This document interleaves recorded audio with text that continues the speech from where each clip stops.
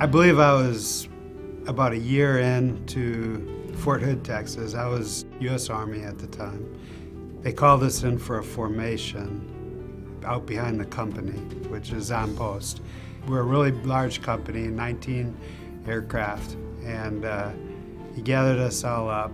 We didn't know what it was for, and I was just a young W-01, thinking, well, he announced that we were going to war and what had just transpired.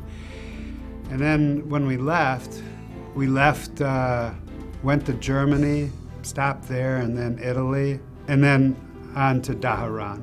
Then from there, we drove out to an area that we called AO Horse, Area of Operations Horse. And so basically it was the whole brigade out there, and each company was in their own area. And so we built camp. We didn't have helicopters yet. They were still arriving on the ship. They didn't come in for about 30 days, so I'd say the beginning of October. I kind of felt like it was going to be a 6-month war. I don't know where I heard that. It was just in my mind, or if somebody had mentioned it once. But that's kind of what I thought. And so it kind of kept the stress levels down. Didn't figure I was going to be there forever. After we finally got our aircraft, they actually took the rotors off, and they had to build the helicopters back up, and then after they test flew them, then we'd go and we'd fly them back. I remember sand, nothing to navigate off of.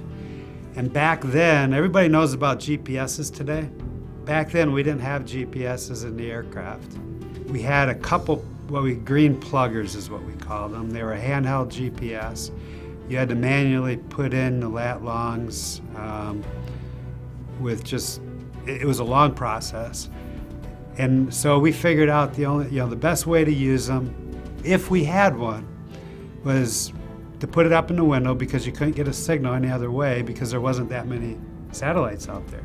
So you put it up in the window of the helicopter, you wait till you get a signal, you take the lat long and you plot it on the map and you say, here I am. This is where I am right now.